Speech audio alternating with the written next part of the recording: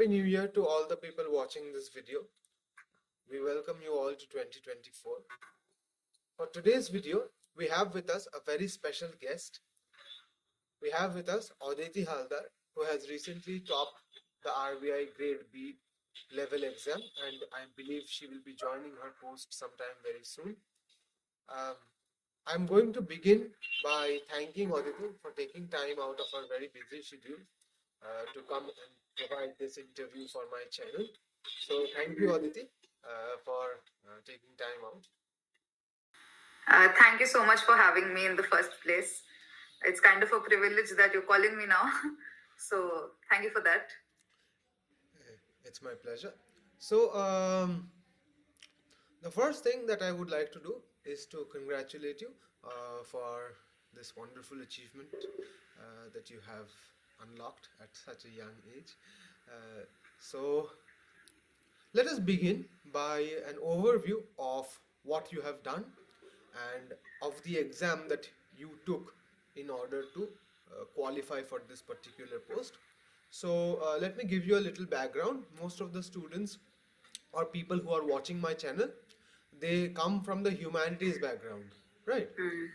And a large section of them are students of English literature. Those of you who are watching this channel or this video right now, you would be glad to hear that Aditi has pursued her undergrads in English literature from St. Xavier's College. So she has done this, and then she has managed to successfully clear a government exam, that too of the central government. So tell us a little bit about this particular exam, what it is all about, who are the people who can sit for this, what is the eligibility. A brief overview of the exam would do us a world of good. So the Reserve Bank of India is basically a regulatory body, and we have regulatory bodies like SEBI, the Reserve Bank of India. We have NABARD as well, but I thought that I will be applying for only the Reserve Bank of India Grade B examination, and the eligibility criteria is open for all. It does not focus only on a particular stream, be it commerce students, law students, medical students, humanities students. Anyone can actually apply for this exam. You can sit for this exam, and only basic quants, reasoning, English is required. The descriptive portion requires management, finance, economics, bit of ethics, and writing essays basically. So that is a brief structure of phase one and phase two, and then we have the interviews as well. So all of these compiled together, we have the Reserve Bank of India Grade B examination. Apart from the central government exams that people give, like SSC, CGL, RBI Grade B is not that well known. It is more like an underdog that we can say. So we can say that Reserve Bank of India Grade B is one of those exams which allows you to enter at the managerial level, that is the executive level services. And this is also one exam which is, I would say, you can say it is like the administration of the economy. So which means that it is like the UPSC of the banking sector. So anyone who's wanting to get into the banking sector and want to achieve the top level of it, then definitely this is one such exam that they can give. All right. So, from what I've understood with your brief and very succinct explanation of what the exam is, we need a graduation in order to appear for this particular exam. Am I right? Exactly. We just need a graduation. Yes. Right. So, after graduation, how much time would you say one requires in order to prepare for this particular exam? Or how much time did it take for you to prepare? So it actually differs from person to person if you're looking at it. It's a very subjective question. And if it is coming to me, then I took around 10 months preparation. And I had thought that I would be appearing for this exam way before. And around from my third year, I had prepared myself that I will be appearing for only government service exams. And only RBI Grade B, I will be just appearing for this. So I prepared for 10 whole months, and thereafter I appeared for this exam. There are people who crack this exam within 6 months as well. So the time span differs. It depends on how well you are grasping the subjects, how well you are being able to produce it. So depends on people to people. Right. Since as I already mentioned, most of the people who are watching this are from the humanities background, would you say that this is an exam which is well suited for the humanities-based students? So as I would say that this exam does not create a partiality between streams. So which means that any graduate can give this exam. It does not mean that you have to be from the engineering background. That people think that usually engineering background students are the ones who fare well in competitive exams. So it does not have to be that way. Even humanities students can appear for these exams. In fact, English is a major portion of exams like these. So if you're someone who is well versed with English, I think that actually helps you out in exams like these. So, from what I've understood, is that since this exam is applicable for all uh, graduates, I'm not very sure about this particular part. But do you have to have a honors in your graduate, or a past graduate also would also do? So you can be a past graduate, Past but graduate again, you have to have a 60% scores that you need for appearing Right. for this exam. Okay. So that is one point I missed actually. Okay, so you have to have a 60%, which is not that easy to achieve if you're a humanities-based student, Yes, especially in English yes. literature. So, as most of my students, including myself, we all know this and we are very afraid of it, which is the terror of mathematics. Um, how much would you require to be good at maths in order to clear this exam, since all of us have a preconceived notion that finance is largely about mathematics and numbers, Hmm. and I think a part of that prejudicial conception is also true. So would you say that if you are a student of humanities, you would have to catch up on your left behind mathematics to a considerable extent in order to pass this exam? Okay, so if you're talking about quants, that is the mathematics portion that we have, that is only for prelims. And prelims requires us just to pass the exam. We don't have to. That is not one such part of the exam where the marks are going to be counted. So Okay. you just have to pass that portion. Okay. And even IITians tend to fail in this portion of it. And Okay. what I would like to say is that the mathematics section is that of the class 10 level actually. Okay. Okay. So if you are well versed with class 10 level of maths, then I think you will be good to go basically in this exam. But what happens is in this kind of exam, they tend to mix a lot of portions. So for example, they might mix mixture and percentage together to make a lengthy question. Okay. So what happens in the lengthy question, it will take your time. Right. Exactly. And competitive examinations is about the time game. Absolutely, it's about time.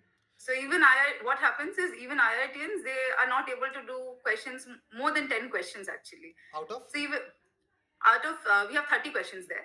So you have to do at least 5 to 6 questions correctly, and then you can pass that portion In the in quant quant. section, right?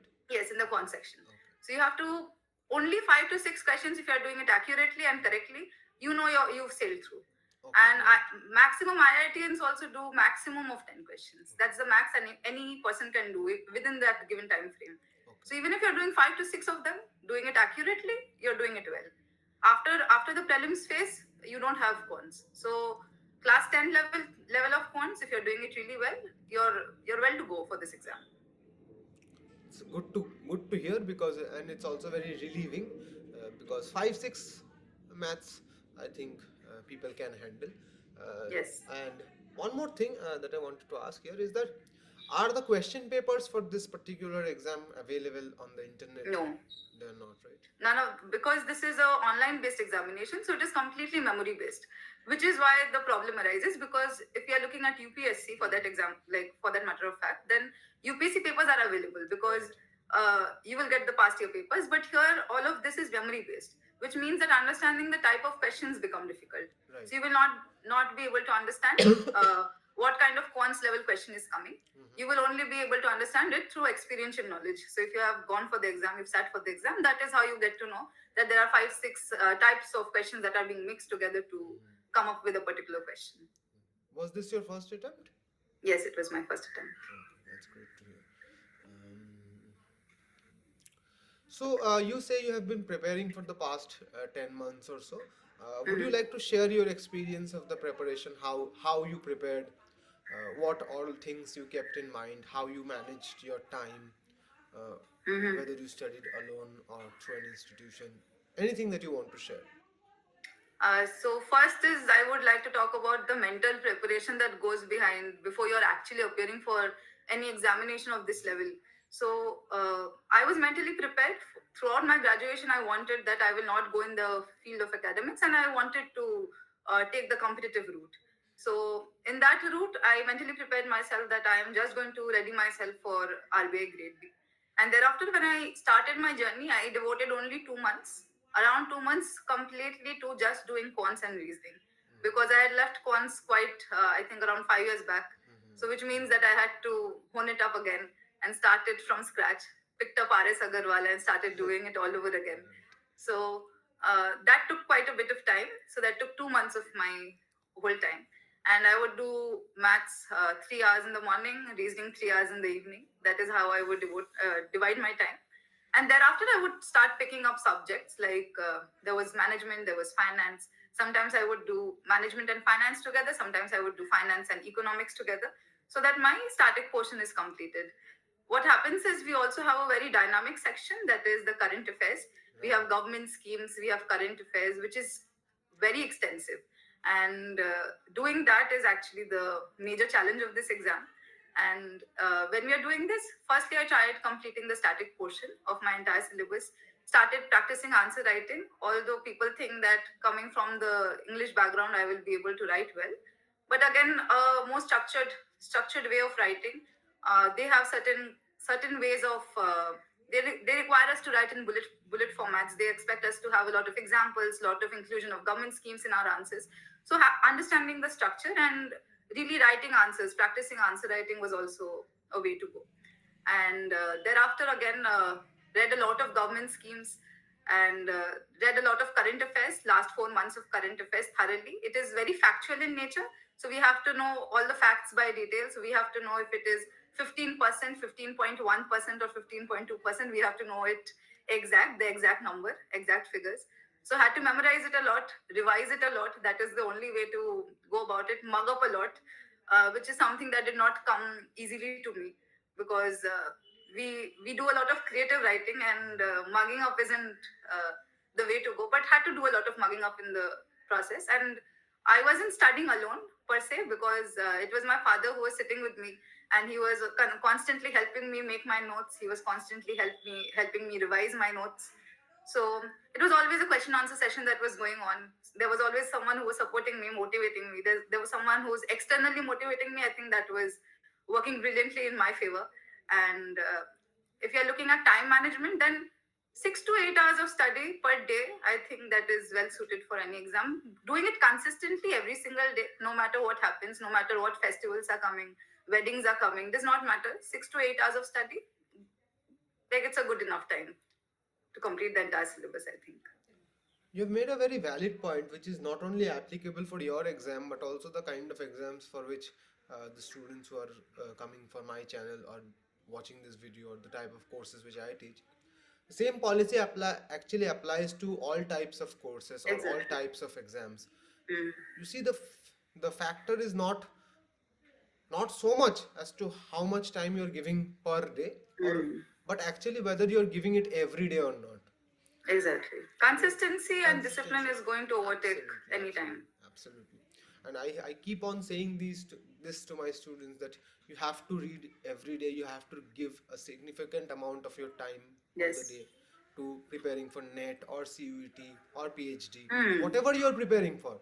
If you don't Exactly. give the same amount of time Mm. out of your schedule to Mm. that particular task every day, Mm. then there will be people who will be able to outperform you, even if you are Exactly. better than them. Exactly. Talent does not work in competitive examinations. You No, have to doesn't. understand that it is only discipline and consistency that is going to work for any competitive examinations, Absolutely. be it NET, SET, CUET, any of them. Absolutely, absolutely. And especially since the type of exams which my students appear for, they are mostly MCQs. There is a little to Mm. no opportunity for writing, which is sad. And Mm. even sadder if you think about the fact that uh, a regulatory body like RBI, or a government executive body like UPSC, they are also allowing students to write Exactly. like explanatory or subjective answers, whereas Mm. exams like NET or SET, where you are actually required to have this kind of Mm. subjective knowledge, this kind of exams are not allowing you to write subjective answers. It's Exactly. Whereas if you think about it for a little bit of time, it will occur to you very naturally that it should have been the opposite. Or actually, it Hmm. should have been uniform throughout, that every exam should have a subjective part. Right? Exactly. Everyone, I mean, if you try really hard, then almost everyone can mug up a significant portion of data. Definitely. Definitely. But then, giving your own opinion on what that data Hmm. implies, what your thoughts are on a particular political matter or a government scheme, or comparing two types of financial programs, right? Exactly. Something which all of us who are currently planning for the next financial year, all of us are confused about the new and old tax regimes, Yes. what to choose, whether the new scheme will be compulsory 5 years from now. Yes. The one who is mugging up data, they will not be Hmm. able to provide any kind of insights into this particular question, Hmm. right? That is true. So and that is really sad, and which brings me to my next question. um, so since you are about to start your professional journey very soon, what would you say is the career prospect for someone who is entering RBI as a grade B manager level post? So usually I would say that considering that I am 22 years of age, then my career prospects are expected to be huge because the promotional level opportunities I would be working for around 38 point some years, 38 years approximately. So in this tenure, my promotion levels are going to be high. If you're looking at it from, I would actually like to compare it with UPSC Yes. because if you're looking at UPSC, we actually have IS and 23 other allied services. Right. And the highest level that any IS officer can go to is cabinet secretary. Right. And in the entire nation, we might just find one person who's going into cabinets, becoming the cabinet secretary. Right. So let me just take the next position, which is the chief secretary, where at least 30% IS officers become the chief secretary. Right. So for that, in that level, we have deputy governor of RBI, and most we have the promotional opportunities of reaching till the deputy governor. Right. So IS officers can go till the chief secretary position, and we can go till the deputy governor position. That is there. Number two would be that if you're looking at it from the monetary side of it, then our income would be double the income of any IS officers. So from the monetary side of it, RBI Grade B officers are much well off than any IS officers, I would say. And if you're looking from the side of power and fame, then definitely IS officers and any other allied services would be much better. But in terms of monetary benefits, a lot of safe life, and you want just happiness, and you don't want to run at the beck and call of politicians, then definitely there is a Bank of India Grade B. This is, I think, this exam works well. And at the manager position, you will be going. Then the next promotion becomes AGM level, that is your assistant general manager. Then your deputy general manager. Then you become the general manager. Then we have chief general manager, that is the head of a particular region, say Kolkata and the entire eastern zone. And then we have the executive director, and then you have the deputy governor. That's the career prospect, and that's the hierarchy.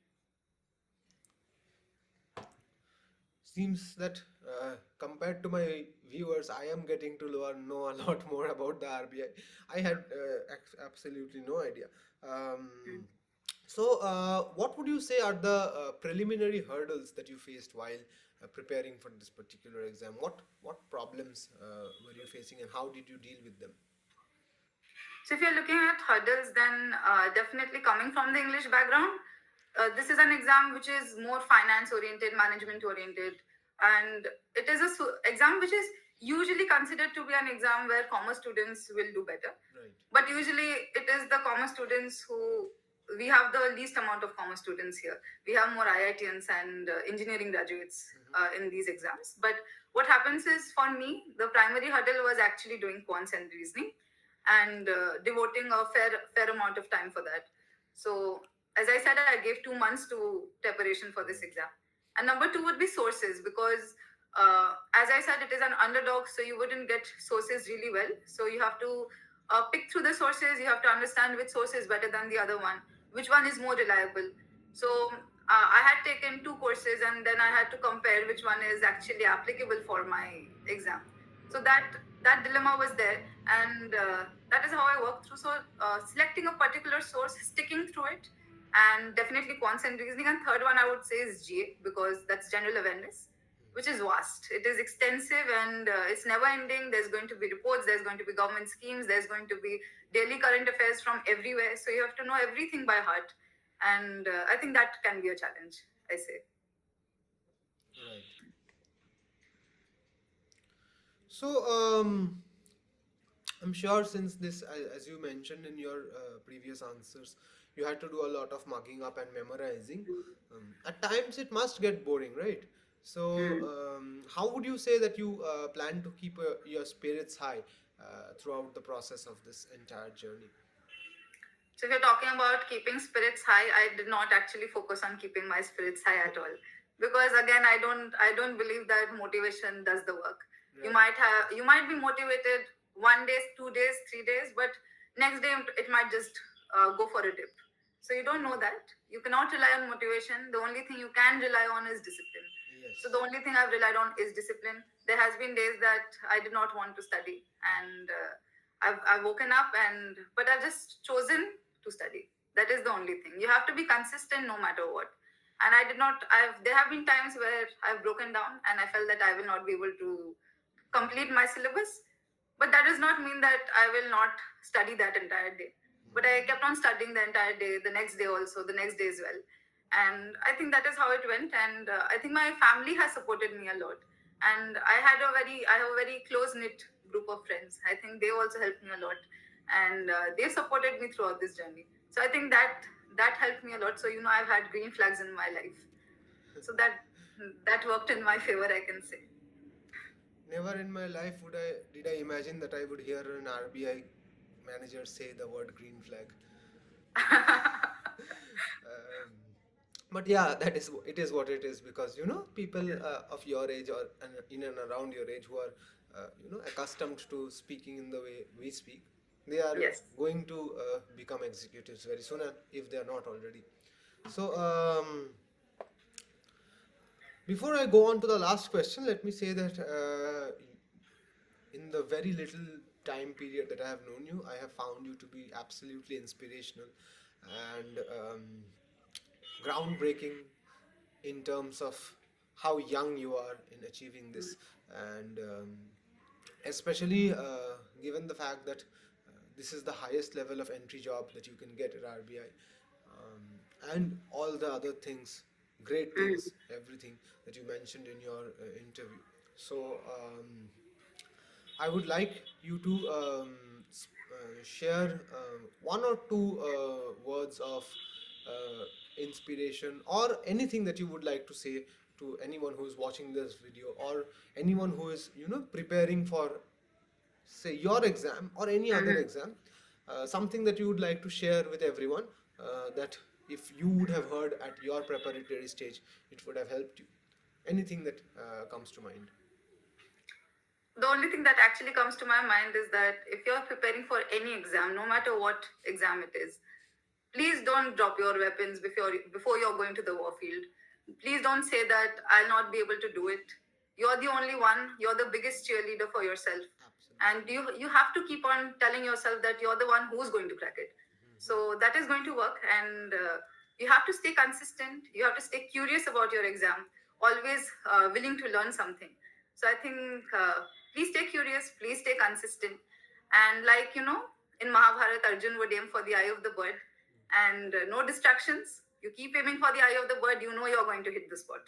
So keep doing that. Absolutely. Definitely. Uh, You will reach the goal. Thank you.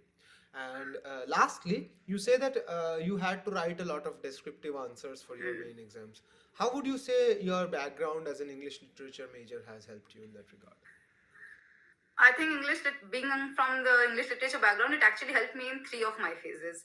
So in first phase, we had basic understanding of the comprehensions that we get, and writing answers from that. Sorry, MCQs from that, marking MCQs from that. Basic grammar. So I think that helps a lot. And the second phase is where your literature background comes into play. So you're continuously writing answers, descriptive answers, so well structured answers, proper use of grammar, and proper structuring of sentences. I think all of that comes into play. And we also have a paper which is completely based on essay writing, pressy writing, all of that. So an entire paper is on English, which is 100 marks paper. So I think you're going to do really well if you're someone who is well versed with English and really write essays which are completely out of the box essays. You will not have essays which are finance oriented or economy oriented. It is going to be very different. So you can actually have your own opinions there, and you'll be able to write really well there. And if I talk about the third stage, that would be interviews. So if you're being able to communicate well in English, and they are going to talk about your background. They talked about my background in literature in a bit of detail. We talked about our favorite poem quite a bit. We've recited poems together in the interview. So these things will come into picture, whatever your background is. Especially literature helped me a lot in my entire interview journey as well. And yeah, I think that helped. So once again, thank you, Aditi, for coming to my channel and giving this interview. I would like to congratulate you personally and on behalf of all my subscribers and viewers, and all those who are watching this video. Please don't forget to like, comment, share, and subscribe. If you have any questions for Aditi, please leave them down in the comment box, and I will see you in the next video. Till then, hasta la vista.